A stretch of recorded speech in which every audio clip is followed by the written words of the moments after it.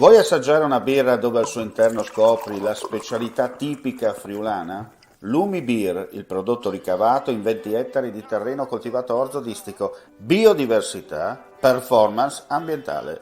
Lumi Beer nelle sue 5 versioni disponibili, 4 per consumo veloce e dissetante e la versione Magnum per intenditori. Lumi Beer si abbina a qualsiasi palato. Lumi Beer è un prodotto esclusivo Azienda Agricola Pancera, il buon seme, i buoni frutti.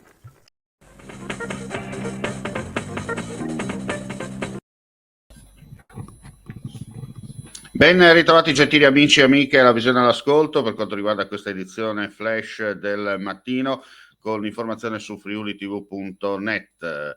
Pericolo valanghe marcato sulle Alpi e Prealpi del Friuli Venezia Giulia, le nevicate abbondanti della giornata di martedì fino a 50 cm di neve fresca si sono depositate sulle vecchie croste dure e su neve ricostruita, situazioni che possono favorire l'attività valanghiva.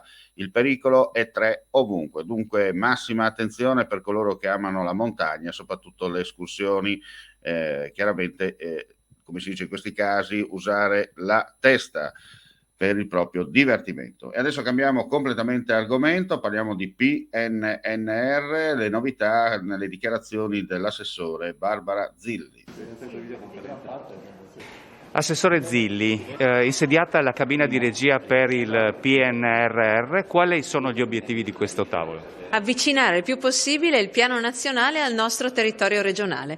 Questo nuovo organismo è un tavolo che mette a sistema non soltanto tutte le direzioni regionali, ma anche vede la partecipazione di ANCI. Siamo convinti che questo sia un tavolo fondamentale per consentire il monitoraggio, il rispetto delle tempistiche e il confronto sulle opportunità ulteriori di sviluppo che derivano da questo piano.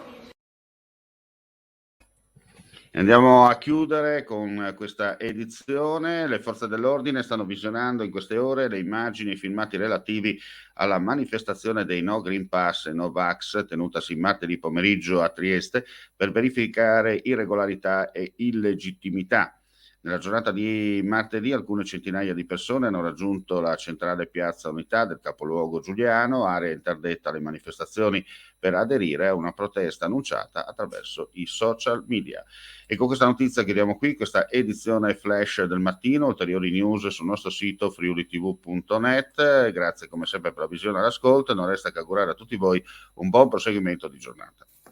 Vuoi assaggiare una birra dove al suo interno scopri la specialità tipica friulana?